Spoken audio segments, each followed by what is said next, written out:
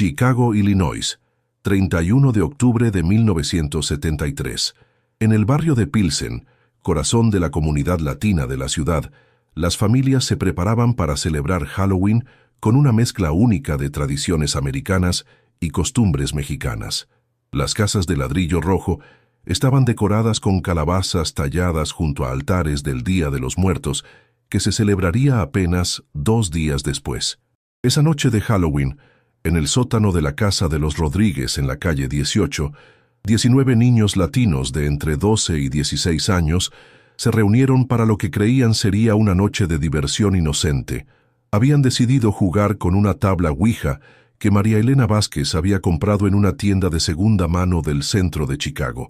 Lo que comenzó como un juego de adolescentes curiosos se convirtió en el evento paranormal más documentado en la historia de la comunidad latina de Chicago. Un evento tan perturbador que las autoridades médicas, la policía y hasta investigadores paranormales de todo el país llegaron a estudiar lo que los periódicos llamarían el coma colectivo de Pilsen. De los 19 niños que participaron esa noche, solo uno despertó. Los otros 18 permanecieron en un estado de coma profundo que desafió toda explicación médica durante décadas. Esta es la historia de lo que realmente sucedió esa noche, contada por el único superviviente. El barrio de Pilsen era el corazón palpitante de la comunidad mexicana en Chicago.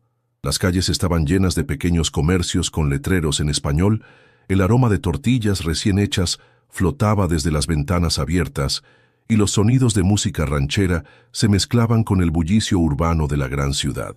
Era un pedazo de México trasplantado en el frío medio oeste americano. La familia Rodríguez vivía en una casa de 3 pisos en la calle 18, una estructura de ladrillo rojo típica de Chicago que habían comprado 5 años atrás cuando don Eduardo Rodríguez consiguió trabajo en la planta siderúrgica. Doña Carmen, su esposa, se encargaba de mantener vivas las tradiciones familiares mientras criaba a sus 4 hijos en una cultura que no era completamente la suya. Miguel Rodríguez, de 14 años, era el segundo hijo de la familia. Un muchacho delgado, de ojos inteligentes y una curiosidad insaciable por todo lo que consideraba americano. Hablaba inglés sin acento, algo que enorgullecía y a la vez preocupaba a sus padres. Era popular en la escuela secundaria Lincoln Park, donde se había ganado el respeto tanto de sus compañeros latinos como de los estudiantes de otras etnias.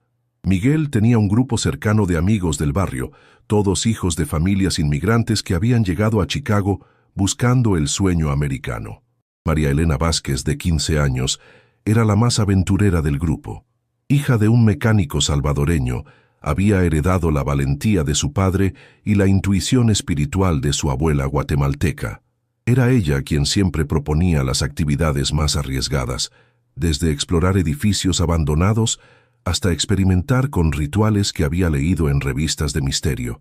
Carlos Mendoza, de 13 años, era el más joven pero también el más estudioso.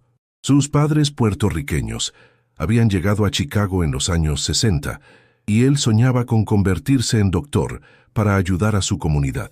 Llevaba siempre un cuaderno donde anotaba todo lo que le parecía interesante, desde fórmulas matemáticas hasta historias sobrenaturales que escuchaba de los ancianos del barrio. Isabela Torres, de 16 años, era la mayor del grupo y se consideraba la más madura. Sus padres colombianos regentaban una pequeña tienda de abarrotes, y ella ayudaba después de clases traduciendo para los clientes que no hablaban inglés. Tenía un novio mayor, Roberto, que estudiaba en la universidad, y esto le daba cierto estatus entre sus amigos menores.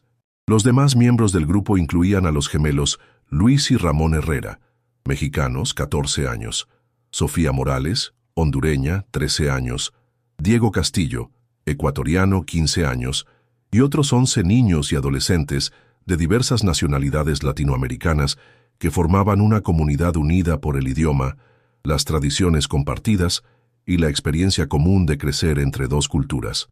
La vida de estos jóvenes transcurría con la normalidad típica de cualquier grupo de adolescentes en los años 70. Asistían a la escuela durante el día, donde navegaban entre las expectativas académicas americanas y las responsabilidades familiares tradicionales. Las tardes las pasaban jugando fútbol en los pequeños parques del barrio, ayudando en los negocios familiares, o reuniéndose en la casa de alguno para hacer tareas y escuchar música. Los fines de semana eran especiales. Las familias se congregaban para celebraciones que mezclaban tradiciones de sus países de origen con costumbres americanas. Los domingos, después de misa en la iglesia de San Adalbert, donde el padre González daba sermones bilingües, las familias se reunían para almorzar juntas. Los niños aprovechaban estos encuentros para planear sus aventuras semanales. Octubre de 1973 había sido particularmente emocionante para el grupo. Halloween se acercaba y por primera vez, varios de ellos tenían permiso de sus padres para participar en las celebraciones americanas.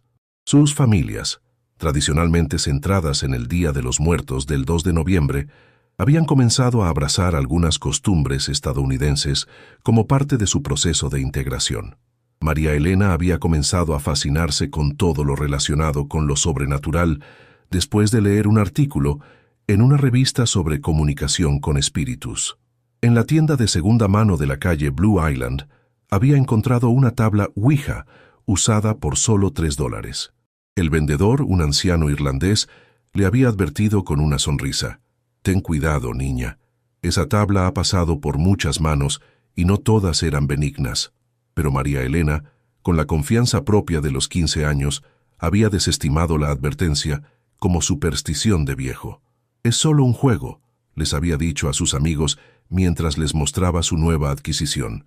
«Los americanos lo juegan todo el tiempo en las fiestas. No puede ser peligroso». Miguel había sido el más entusiasta con la idea. Su fascinación por la cultura americana incluía todo, desde el rock and roll hasta los fenómenos paranormales que veía en las películas de terror que ocasionalmente lograba ver a escondidas de sus padres. «Será divertido», había dicho. Además, ¿qué es lo peor que puede pasar? Si no funciona, al menos habremos pasado un buen rato. Carlos, siempre el científico del grupo, había expresado sus dudas. «He leído sobre esto», había comentado mientras examinaba la tabla con curiosidad académica. «Técnicamente se supone que es solo el efecto ideomotor. Los movimientos inconscientes de los músculos crean la ilusión de que algo externo está controlando la planchette». Isabela, por su parte, había mostrado cierta inquietud. Su abuela colombiana siempre le había advertido sobre los peligros de jugar con fuerzas que no se comprenden. Pero la presión social y su deseo de no parecer cobarde ante el grupo la habían convencido de participar. Lo que ninguno de estos jóvenes sabía era que la tabla Ouija que María Elena había comprado tenía una historia oscura. Había pertenecido a una familia polaca del North Side que la había usado durante décadas para intentar comunicarse con familiares muertos durante la Segunda Guerra Mundial.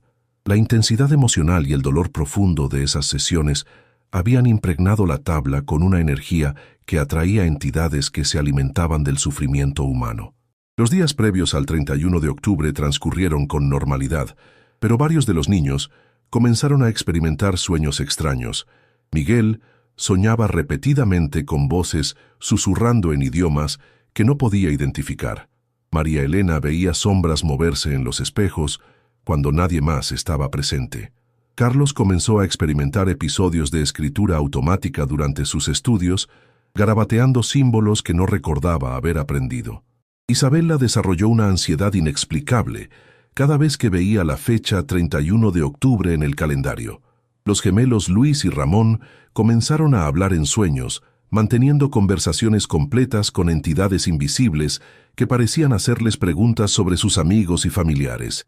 Pero todos estos signos fueron desestimados como nerviosismo pre-Halloween o producto de la imaginación adolescente. Nadie en el grupo, ni siquiera Carlos con toda su curiosidad científica, conectó estos eventos con la tabla Ouija que esperaba pacientemente en el closet de María Elena. El 30 de octubre, un día antes del evento que cambiaría sus vidas para siempre, doña Carmen Rodríguez tuvo un sueño profético. Vio a 18 niños durmiendo en camas de hospital, conectados a máquinas que respiraban por ellos, mientras una figura sombría se alimentaba de sus sueños. Despertó gritando, pero cuando don Eduardo le preguntó qué había soñado, no pudo recordar los detalles. Solo recordaba una sensación de pérdida indescriptible y la certeza de que algo terrible estaba a punto de suceder a los niños del barrio. Chicago, Illinois, 31 de octubre de 1973, 7:30 p.m. La casa de los Rodríguez en la calle 18 se había transformado en el punto de encuentro para la noche de Halloween más esperada del año. Doña Carmen había preparado tamales y chocolate caliente para los 19 adolescentes que se habían reunido en su sótano, pensando que era simplemente una fiesta inocente de disfraces. Don Eduardo trabajaba el turno nocturno en la planta siderúrgica, por lo que no estaría en casa hasta la madrugada. El sótano de los Rodríguez era espacioso y había sido acondicionado como sala de recreación. Las paredes de concreto estaban decoradas con pósters de equipos de béisbol y fotografías familiares. Una vieja alfombra marrón cubría el suelo frío, y algunas sillas plegables rodeaban una mesa redonda de madera que don Eduardo había construido años atrás.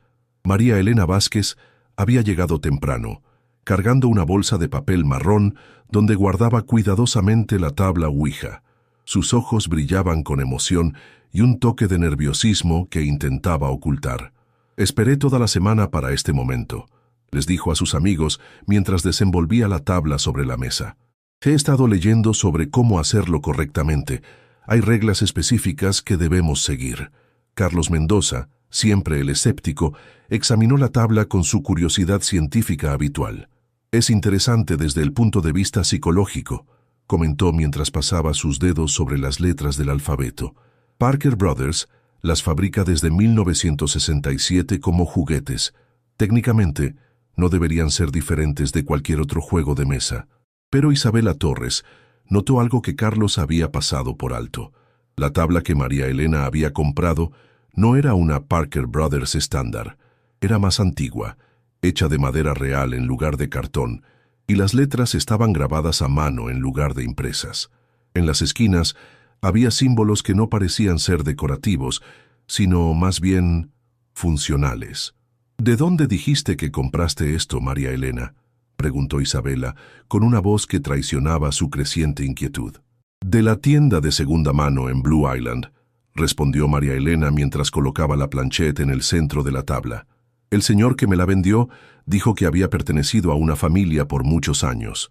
Me dio un buen precio porque dijo que ya no la necesitaban». Miguel Rodríguez, ansioso por comenzar, había organizado a todos los participantes alrededor de la mesa. Los 19 niños se sentaron en sillas que habían traído del comedor y la cocina. Luis y Ramón Herrera, los gemelos de 14 años, se habían sentado uno al lado del otro, como siempre hacían. Sofía Morales, la más pequeña del grupo con sus 13 años, había pedido sentarse al lado de Isabela porque tenía miedo.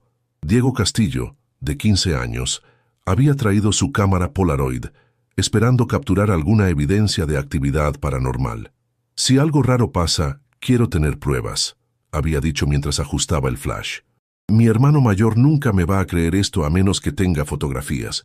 Los otros participantes incluían a Ana Gutiérrez, 14, guatemalteca, Pedro Sandoval, 15, nicaragüense, Rosa Delgado, 13, dominicana, Fernando Ruiz, 16, costarricense, Carmen Jiménez, 14, panameña, Roberto Silva, 15, venezolano, Lucía Moreno, 13, argentina, Jorge Peña, 14, peruano, y Sandra López, 15, chilena.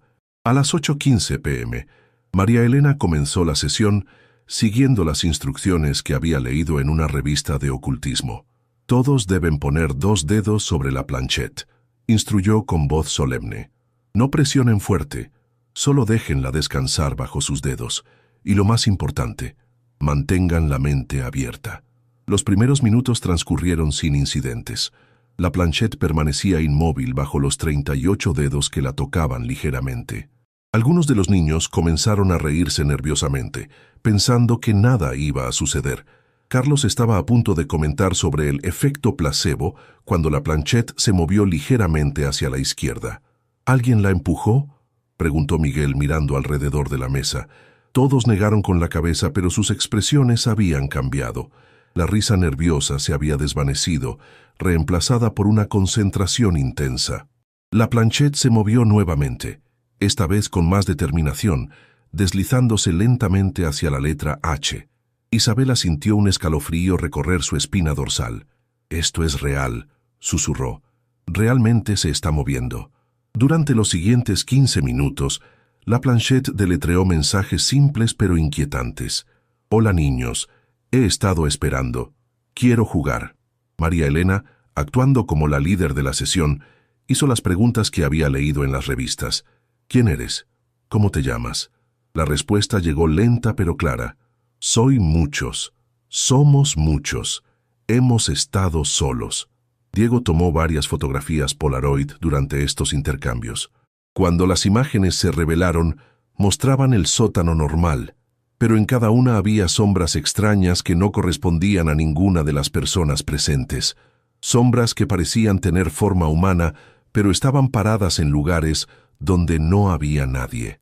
Sofía, la más joven, comenzó a llorar silenciosamente. «Quiero parar», susurró. «No me gusta esto». Pero cuando intentó quitar sus dedos de la planchette, descubrió que no podía. Sus dedos parecían estar pegados al objeto, como si una fuerza invisible los mantuviera en su lugar. «No puedo quitar mis dedos», gritó Sofía, y el pánico se extendió alrededor de la mesa cuando otros niños intentaron hacer lo mismo y descubrieron que tampoco podían soltar la planchette. La temperatura en el sótano comenzó a descender dramáticamente. El aliento de los niños se volvió visible, y la única ventana del sótano se empañó completamente, como si algo estuviera respirando sobre el vidrio desde afuera. Carlos, luchando contra el pánico, intentó mantener su racionalidad científica. «Debe ser algún tipo de reacción psicosomática colectiva», murmuró, pero su voz temblaba. «La presión del grupo está causando que nuestros músculos se contraigan involuntariamente». Pero incluso Carlos se calló cuando la planchette comenzó a moverse más rápido, deletreando mensajes que se volvían progresivamente más perturbadores. «Queremos quedarnos. Este mundo es cálido. Vuestros cuerpos son jóvenes. Dejadnos entrar». Miguel notó que las voces de sus amigos comenzaron a cambiar sutilmente. Algunos hablaban en tonos más graves de lo normal, otros susurraban palabras en idiomas que no reconocía. Rosa Delgado comenzó a hablar en lo que sonaba como latín medieval, mientras que Fernando Ruiz recitaba números en una secuencia matemática compleja que estaba más allá de su nivel educativo. Las luces del sótano comenzaron a parpadear esporádicamente. Ana Gutiérrez notó que su sombra en la pared se movía independientemente de sus movimientos corporales. Pedro Sandoval comenzó a sangrar por la nariz sin razón aparente, pero cuando Isabela intentó ayudarlo, descubrió que la sangre era negra en lugar de roja. Roberto Silva fue el primero en reportar visiones. «Veo gente que no está aquí», susurró con los ojos vidriosos. «Hay ancianos parados detrás de cada uno de ustedes. Están sonriendo, pero sus sonrisas son erróneas». Lucía Moreno comenzó a convulsionar ligeramente, pero sus ojos permanecían fijos en la tabla Ouija. «Hay algo dentro de mi cabeza», gimió. «Está hablando, está haciendo preguntas sobre mi familia, sobre mis hermanos pequeños». La plancheta ahora se movía tan rápido que era difícil seguir sus movimientos. Los mensajes se volvieron más urgentes y amenazantes. «Abrid las puertas. Dejad que entremos completamente. Solo será un momento. No sentiréis dolor. Seremos buenos huéspedes». Sandra López, quien había permanecido relativamente calmada, de repente gritó: «Algo me está tocando, hay manos en mis hombros». Pero cuando los otros miraron, no había nadie detrás de ella. Jorge Peña comenzó a reír incontrolablemente, pero no era su risa. Era la risa de un anciano, áspera y llena de una diversión maliciosa. «Es tan fácil», decía con voz cambiada. «Los niños siempre son tan fáciles, sus mentes son tan flexibles». Carmen Jiménez de repente se quedó completamente rígida. Sus ojos se pusieron completamente blancos, y cuando habló, fue con la voz de una mujer mayor. «Llevamos décadas esperando una oportunidad como esta. 19 almas jóvenes, todas conectadas, todas abiertas. Es un banquete». Fue en este momento que Miguel Rodríguez, el anfitrión de la reunión, se dio cuenta de que habían cometido un error terrible. Esto no era un juego, no era entretenimiento inocente. Habían abierto una puerta, y algo del otro lado había estado esperando mucho tiempo para cruzar. Chicago, Illinois, 31 de octubre de 1973, 9:45 p.m. Lo que había comenzado como curiosidad adolescente se había transformado en una pesadilla sobrenatural que desafiaba toda comprensión. El sótano de los Rodríguez se había convertido en un portal entre dimensiones, y los 19 niños latinos atrapados alrededor de la tabla Ouija estaban experimentando una invasión espiritual masiva sin precedentes. Miguel Rodríguez, a pesar del terror que lo consumía, mantenía suficiente lucidez para observar lo que estaba sucediendo a sus amigos. Lo que vio lo aterrorizó más que cualquier película de horror que hubiera visto a escondidas. María Elena Vázquez, quien había iniciado toda esta situación, ya no era completamente ella misma. Su personalidad parecía fluctuar entre su yo adolescente normal y algo mucho más antiguo y malévolo. «No entiendes, Miguel», le decía con una voz que a veces era la suya y a veces sonaba como la de una anciana. «Ellos no quieren lastimarnos, solo quieren experimentar. Han estado atrapados en la oscuridad durante tanto tiempo que han olvidado lo que se siente tener carne joven». Sus ojos alternaban entre su color marrón natural y un gris plateado que parecía reflejar siglos de dolor acumulado. Cuando hablaba con la voz anciana, sus gestos se volvían más lentos y deliberados, como si estuviera aprendiendo a controlar un cuerpo que no le pertenecía. Carlos Mendoza, el científico del grupo, había dejado de intentar racionalizar lo que estaba ocurriendo. En su lugar, había comenzado a documentar meticulosamente cada fenómeno, como si su mente académica fuera la única defensa que le quedaba contra la locura. «Entidad número 1», susurraba mientras tomaba notas mentales. «Se manifiesta a través de María Elena. Aparenta ser femenina, edad avanzada, posiblemente europea del este por el acento cuando habla inglés». Pero incluso Carlos se quebró cuando la entidad que habitaba a María Elena se dirigió directamente a él. «Carlos, querido niño, tus observaciones son muy precisas, pero te equivocas en una cosa importante. No somos invasores. Fuimos invitados. Vuestras pequeñas mentes curiosas abrieron la puerta y nos pidieron que entráramos». Isabela Torres, quien había intentado mantener la calma para proteger a los más pequeños, comenzó a experimentar lo que solo podía describirse como una doble conciencia. Podía sentir su propia personalidad siendo empujada hacia un rincón de su mente mientras algo más tomaba control gradualmente.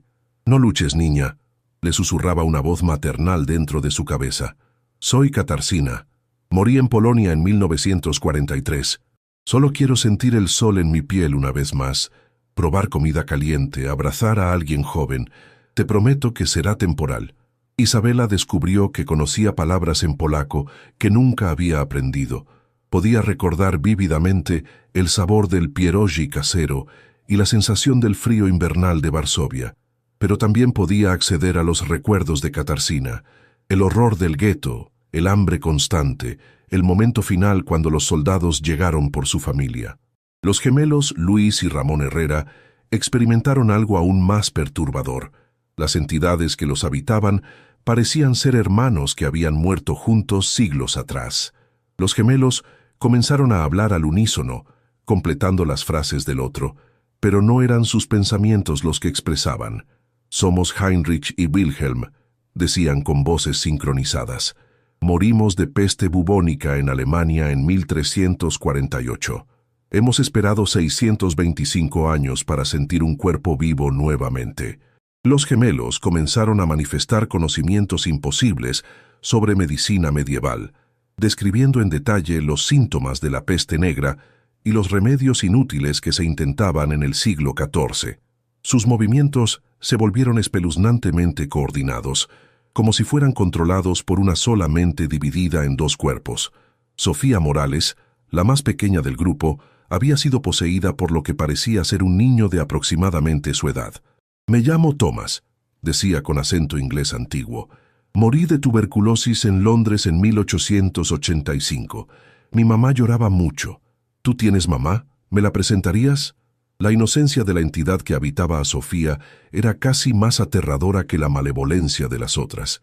Thomas quería jugar, quería que Sofía le enseñara juegos modernos, quería conocer a su familia, pero su presencia estaba drenando lentamente la energía vital de la niña. Diego Castillo había desarrollado la habilidad de ver a todas las entidades simultáneamente. Su habitante espiritual, que se identificaba como Francisco, había sido un brujo español del siglo XVII. «Puedo mostrarte todo lo que está sucediendo realmente», le susurraba Francisco. «¿Quieres ver la verdad completa?». Cuando Diego aceptó, su visión se expandió de manera terrorífica.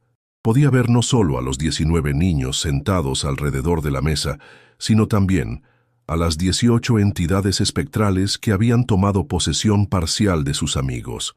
Cada espíritu mantenía su apariencia de la época en que había vivido, creando una reunión macabra de diferentes siglos y culturas. Pero lo más aterrador era lo que Diego podía ver más allá de las entidades individuales. Había una presencia más grande, algo que coordinaba toda la invasión.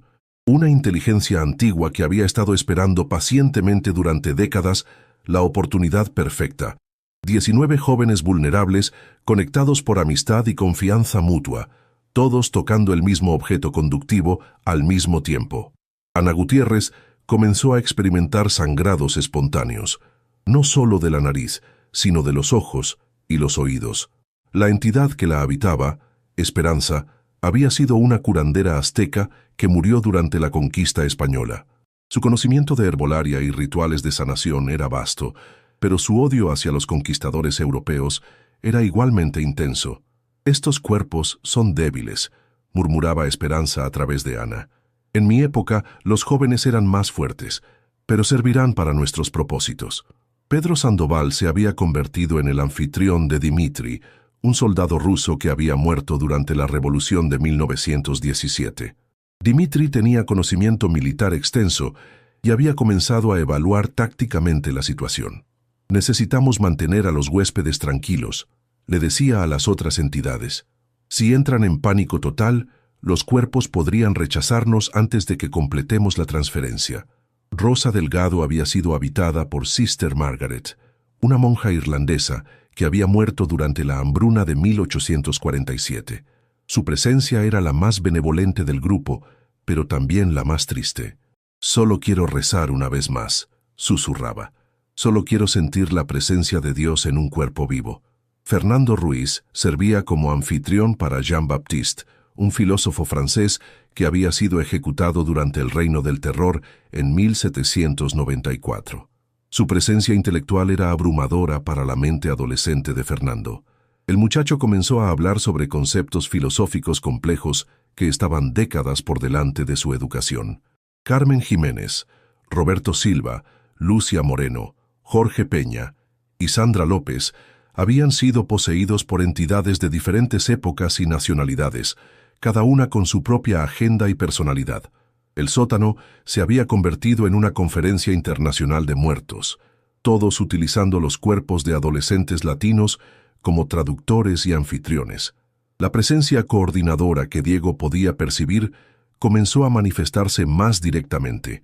Era algo que se llamaba a sí mismo el coleccionista, y había estado reuniendo almas perdidas durante siglos, esperando la oportunidad perfecta para establecer una colonia permanente en el mundo de los vivos. 19 es un número perfecto, comunicaba el coleccionista telepáticamente a todas las entidades presentes, suficientes para establecer una comunidad, pero no tantos como para atraer atención inmediata. Estos cuerpos jóvenes pueden durar décadas con el cuidado adecuado. Miguel Rodríguez, el único que aún mantenía control completo sobre su conciencia, se dio cuenta de que él era el objetivo final. Las otras 18 entidades estaban preparando el camino para que el coleccionista mismo tomara posesión de su cuerpo, utilizando su posición como anfitrión de la reunión para establecer su autoridad sobre todo el grupo. «¿Por qué yo?», le gritó Miguel a la presencia invisible. «¿Por qué soy el único que puede resistir?». La respuesta llegó no en palabras, sino en una comprensión terrible. Miguel no estaba resistiendo. Estaba siendo salvado para el final porque el coleccionista quería que fuera completamente consciente de lo que estaba sucediendo a sus amigos. Quería que Miguel experimentara la desesperación total antes de entregar su alma. El proceso de posesión estaba acelerándose. Los 18 adolescentes poseídos comenzaron a moverse en perfecta sincronización, como marionetas controladas por la misma mano. Sus respiraciones se sincronizaron, sus latidos cardíacos comenzaron a seguir el mismo ritmo, y Miguel se dio cuenta, con horror creciente, que sus amigos no estaban luchando más, estaban empezando a disfrutar la experiencia de ser habitados por siglos de conocimiento y experiencia. La invasión estaba casi completa. Chicago, Illinois, 31 de octubre de 1973, 11:30 p.m. La medianoche se acercaba, y con ella, el momento que el coleccionista había estado esperando durante siglos. El sótano de los Rodríguez se había transformado en un epicentro de actividad paranormal que trascendía las leyes de la física y la comprensión humana. Los 18 adolescentes poseídos se movían ahora como una sola entidad colectiva, sus conciencias individuales cada vez más sumergidas bajo el peso de siglos de experiencias ajenas. A las 11:33 p.m., la temperatura del sótano descendió hasta niveles que deberían haber sido letales. El aliento de los participantes se cristalizaba inmediatamente al salir de sus labios, pero ninguno de ellos parecía sentir frío. Las entidades que los habitaban habían ajustado sus percepciones sensoriales para adaptarse a las condiciones sobrenaturales. Miguel Rodríguez, el único que conservaba su conciencia completa, observaba con horror creciente cómo la tabla Ouija comenzó a levitar lentamente sobre la mesa. No era suspendida por hilos invisibles, simplemente flotaba, girando lentamente sobre su eje mientras emitía un zumbido grave que hacía vibrar los huesos. Los 18 niños poseídos alzaron sus manos al unísono, y sus dedos siguieron tocando la planchette, a pesar de que ahora flotaba a 3 pies de altura. Parecía como si hilos invisibles de energía conectaran sus dedos con el objeto supernatural. El coleccionista finalmente se manifestó físicamente en el centro de la habitación.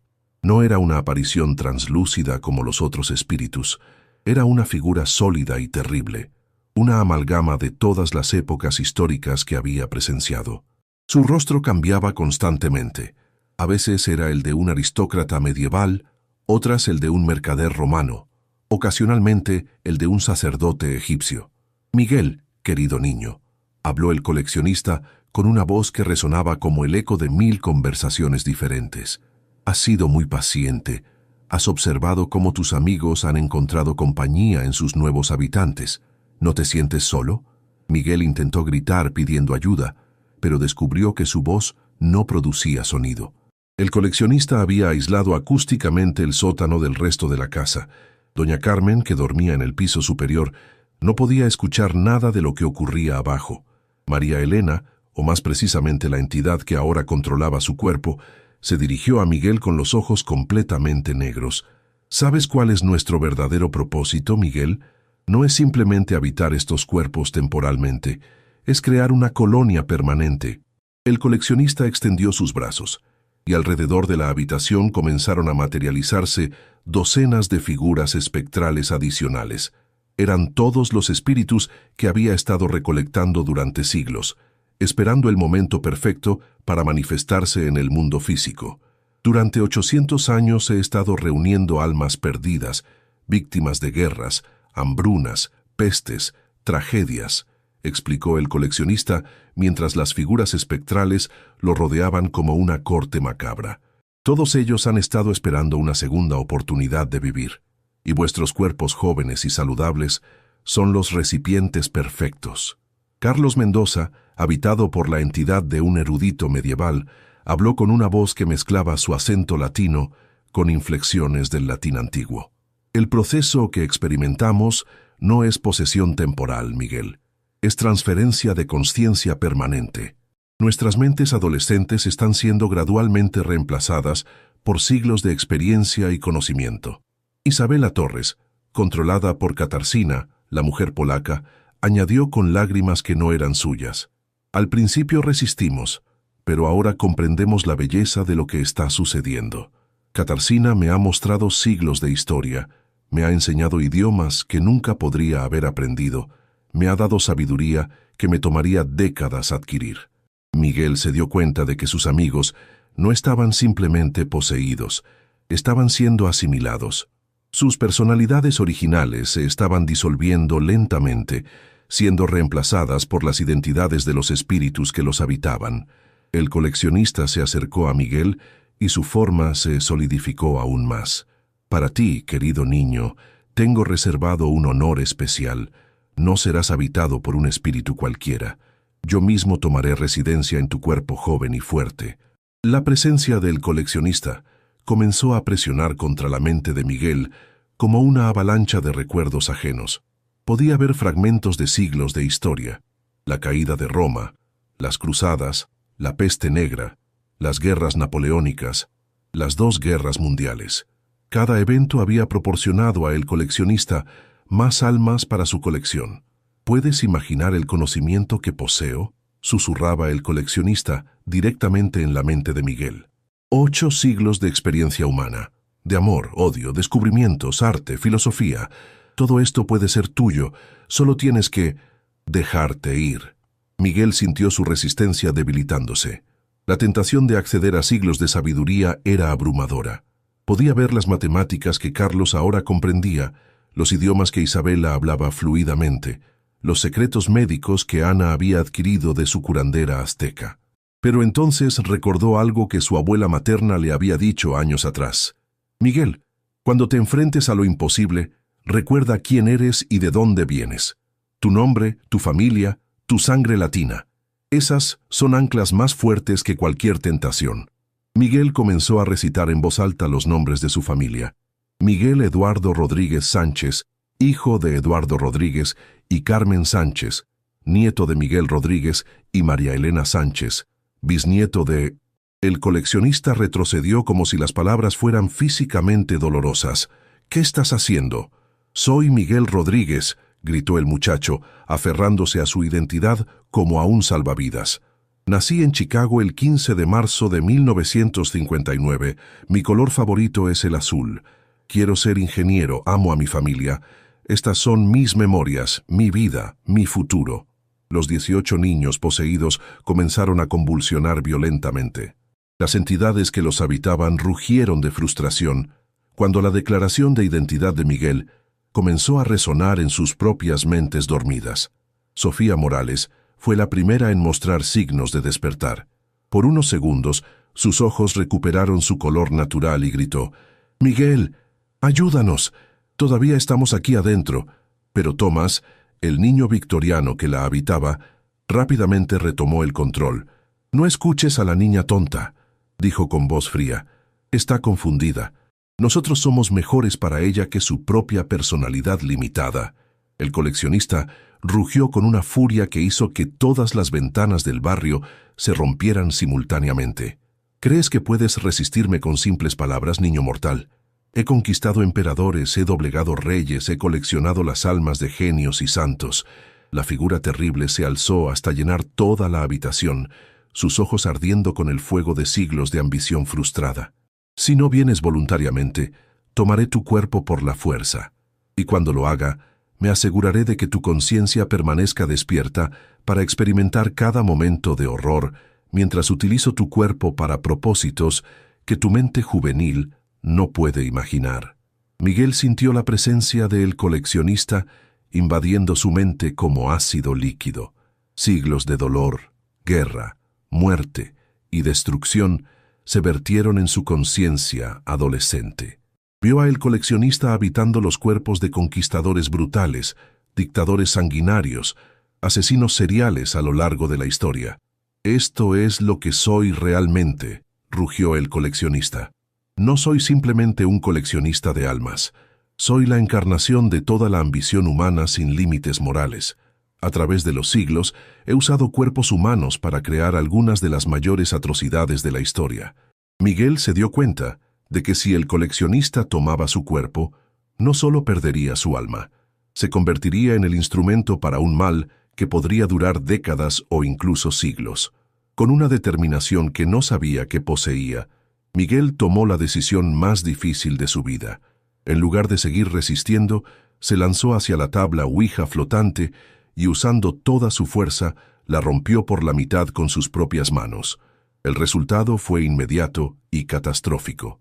Una explosión de energía sobrenatural llenó el sótano, y los gritos de 18 entidades furiosas se mezclaron con los de los adolescentes que finalmente estaban despertando de su posesión. Pero el precio de romper la conexión sería más alto de lo que Miguel jamás podría haber imaginado. Chicago, Illinois, 1 de noviembre de 1973, 12:01 a.m. El momento en que Miguel Rodríguez rompió la tabla Ouija con sus propias manos marcó el inicio de una catástrofe sobrenatural que tendría consecuencias que se extenderían durante décadas. La explosión de energía que siguió no fue solo una liberación de poder acumulado, sino una ruptura violenta entre el mundo de los vivos y el reino de los muertos que había sido forzosamente conectado. La habitación se llenó de una luz cegadora que no provenía de ninguna fuente física. Era una luminosidad que parecía emanar del aire mismo, blanca y pura, pero simultáneamente dolorosa de presenciar. El coleccionista rugió con una agonía que trascendía el sonido, convirtiéndose en una vibración que se sintió en cada célula del cuerpo de los presentes. Las 18 entidades que habían poseído a los adolescentes fueron arrancadas violentamente de sus huéspedes. Pero el proceso no fue limpio ni indoloro. Siglos de experiencia, conocimiento y personalidad que se habían entrelazado con las mentes jóvenes durante horas no podían ser separados sin causar daño masivo. María Elena Vázquez fue la primera en colapsar. Su cuerpo se convulsionó violentamente, mientras Katarzyna, la mujer polaca, era forcejada para abandonar su mente. «¡No quiero irme!», gritaba la entidad con la voz de María Elena. «Este cuerpo es joven, es cálido, es perfecto». Cuando la separación finalmente se completó, María Elena cayó al suelo, sus ojos en blanco, respirando con dificultad extrema. Había entrado en un estado catatónico, del cual nunca despertaría completamente.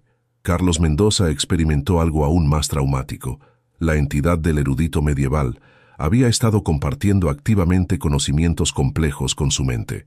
Cuando fue arrancada por la fuerza, se llevó consigo no solo sus propios recuerdos, sino también fragmentos significativos de la personalidad y memoria de Carlos.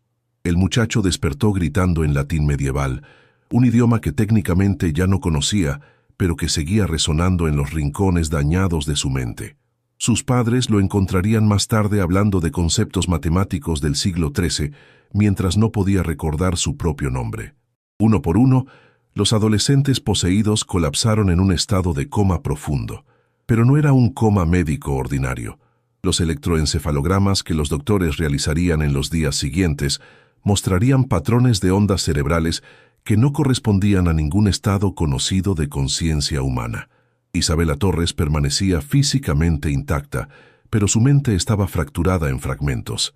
Parte de ella recordaba vívidamente ser una joven polaca en el gueto de Varsovia, mientras que otra parte insistía en que era una adolescente colombiana en Chicago. La Katarzyna, que la había poseído, había dejado impresiones tan profundas que Isabela ocasionalmente despertaba gritando en polaco sobre soldados nazis que venían por su familia. Los gemelos Luis y Ramón Herrera permanecieron conectados de una manera sobrenatural, incluso en coma. Sus monitores cardíacos mostraban ritmos perfectamente sincronizados. Cuando uno experimentaba pesadillas, el otro reaccionaba exactamente al mismo tiempo. Los hermanos medievales, Heinrich y Wilhelm, habían dejado una conexión permanente entre las mentes de los gemelos que la medicina moderna no podía explicar ni romper. Sofía Morales, la más pequeña, había sido habitada por Thomas, el niño victoriano. La separación había sido particularmente brutal porque ambas conciencias eran jóvenes e inocentes. Thomas no había querido lastimar intencionalmente a Sofía, pero su negativa a abandonar su nuevo cuerpo joven había creado una batalla mental que dañó permanentemente los centros de memoria de la niña. En su coma, Sofía sonreía constantemente, como si estuviera jugando eternamente con un amigo invisible. Los médicos notarían que ocasionalmente movía los labios, y cuando leían sus labios, parecía estar enseñando juegos en inglés con acento del siglo XIX. Miguel Rodríguez fue el único que permaneció completamente consciente durante toda la separación. Había logrado romper la tabla antes de que el coleccionista completara su posesión, pero el precio de su resistencia fue ser testigo de cada momento del trauma que sufrieron sus amigos. Los vi a todos, le diría años después a los investigadores paranormales que estudiaron el caso. Vi el momento exacto en que cada una de esas cosas antiguas fue arrancada de las mentes de mis amigos. Era como ver a alguien siendo desgarrado por la mitad, pero en su alma, en lugar de su cuerpo. Miguel describía cómo el coleccionista, en sus momentos finales antes de ser banido de vuelta a su dimensión, había lanzado una maldición final. Si no puedo tener sus cuerpos permanentemente, me aseguraré de que nunca estén completamente libres. Sus mentes permanecerán parcialmente en mi reino, experimentando eternamente los recuerdos de mis coleccionados. Doña Carmen Rodríguez despertó a las 3:30 am cuando escuchó a su hijo Miguel subir las escaleras del sótano, llorando histéricamente. Cuando bajó a investigar, encontró 18 adolescentes inconscientes en el suelo de su sótano, con los fragmentos de una tabla Ouija esparcidos por toda la habitación. La mesa de madera que don Eduardo había construido con tanto cuidado estaba partida exactamente por la mitad, como si una fuerza sobrenatural la hubiera dividido. En el aire todavía flotaba un aroma extraño, una mezcla de incienso antiguo y algo que Carmen solo podía describir como el olor de lugares muy viejos. Miguel intentó explicar lo que había sucedido, pero su historia era tan increíble que inicialmente fue descartada como trauma psicológico. Sin embargo, cuando los paramédicos llegaron y encontraron a 18 adolescentes en estados de coma idénticos, sin signos de trauma físico, intoxicación o enfermedad, las autoridades se vieron obligadas a considerar explicaciones más inusuales. El doctor Richard Morrison, un neurólogo del Hospital de la Universidad de Chicago, se convirtió en el investigador principal del caso. Durante los siguientes 5 años, estudió exhaustivamente a los 18 adolescentes en coma, documentando fenómenos que desafiaban la comprensión médica. Los patrones de ondas cerebrales son consistentes con consciencia activa, escribió en su informe de 1978. Sin embargo, los pacientes no responden a estímulos externos. Es como si sus mentes estuvieran completamente despiertas, pero operando en una dimensión diferente de la realidad. El doctor Morrison notó que los adolescentes ocasionalmente hablaban durante sus comas, pero no en español o inglés. Lingüistas de la Universidad Northwestern identificaron fragmentos de latín medieval, polaco del siglo XVIII, alemán del siglo XIV y otros idiomas históricos que ninguno de los pacientes había estudiado jamás. Parapsicólogos de todo el país llegaron a Chicago para estudiar el caso. Dr. Helen Zimmerman, de la Universidad de Duke, documentó instancias de telepatía aparente entre los pacientes en coma. Cuando uno experimentaba pesadillas, varios otros mostraban signos de angustia simultánea. Miguel Rodríguez pasó los siguientes 10 años en terapia psicológica intensiva. Aunque funcionaba normalmente en la vida diaria, sufría de pesadillas recurrentes donde visitaba a sus amigos en un reino gris donde permanecían atrapados con las entidades que una vez los habían poseído. Los veo todas las noches, le confesó a su terapeuta, doctor Elena Vázquez, sin relación con María Elena. Están en un lugar que no es ni completamente vida ni completamente muerte. Las entidades están con ellos, pero ahora son amigas. Han aprendido a coexistir. Miguel se convirtió en ingeniero, como había soñado, pero nunca se casó ni tuvo hijos. ¿Cómo puedo crear una familia cuando sé que hay 18 familias que nunca se recuperaron de lo que sucedió esa noche? ¿Cómo puedo ser feliz cuando mis mejores amigos están atrapados entre mundos? Las familias de los 18 adolescentes en coma experimentaron transformaciones profundas.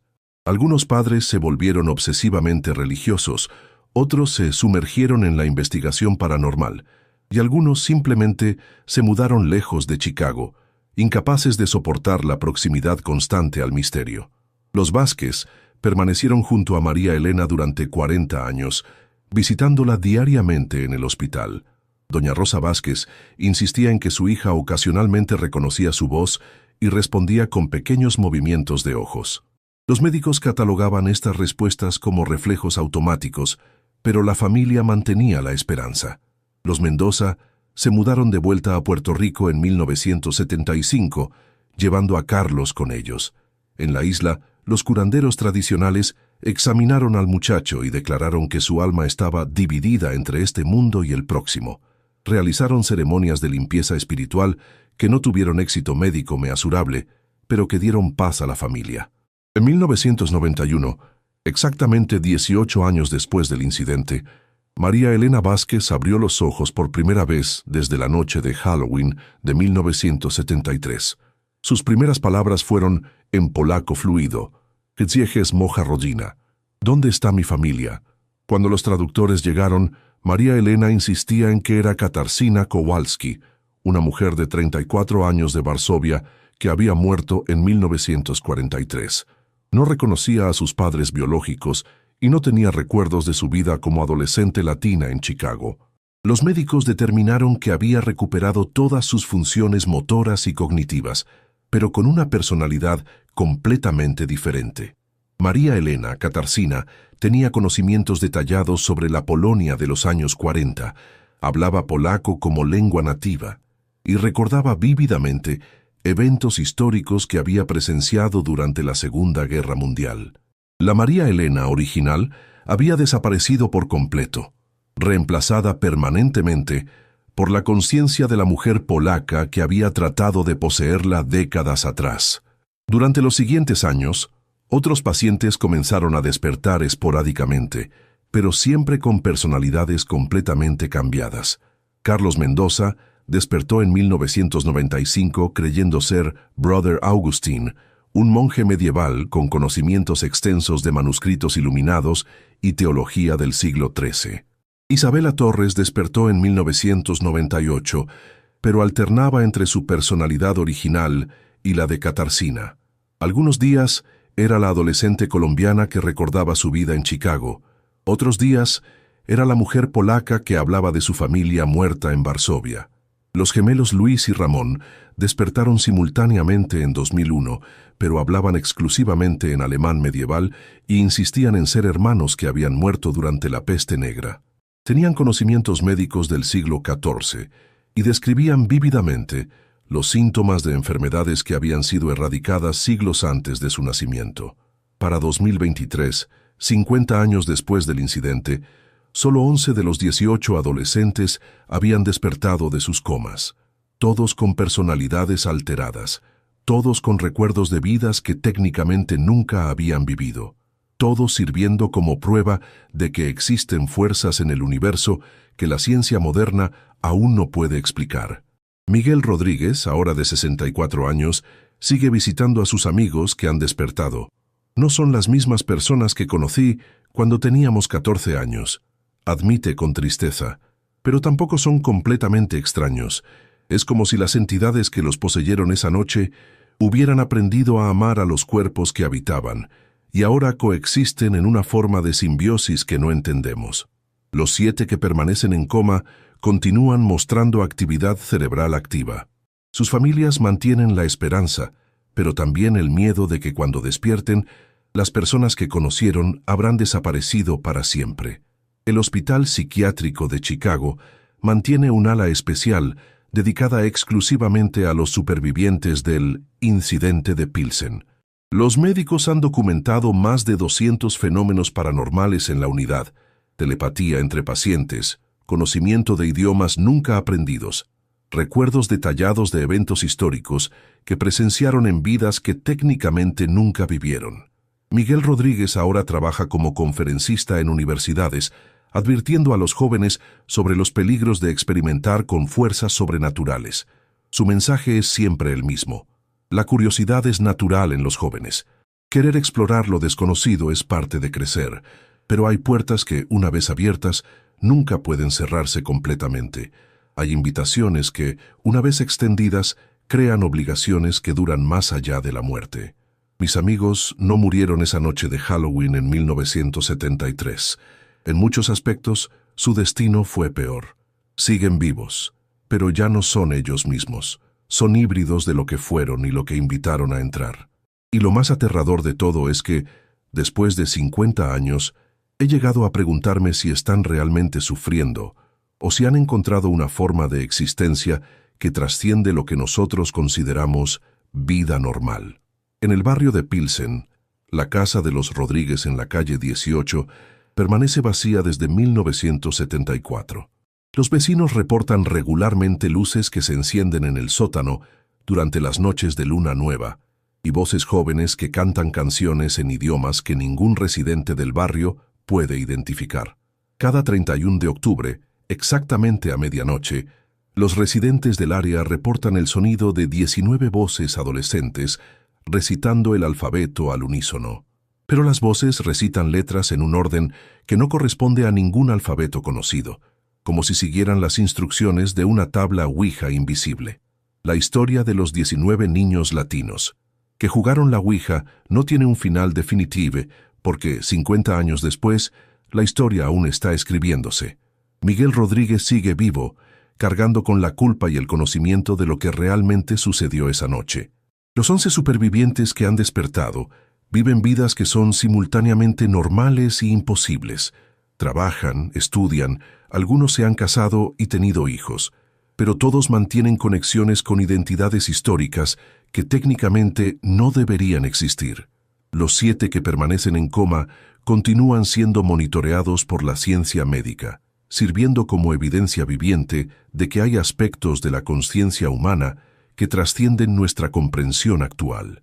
Y en algún lugar, en una dimensión que linda con la nuestra, el coleccionista sigue esperando, porque aunque fue banido de vuelta a su reino esa noche de 1973, las conexiones que estableció con 19 jóvenes curiosos nunca se rompieron completamente.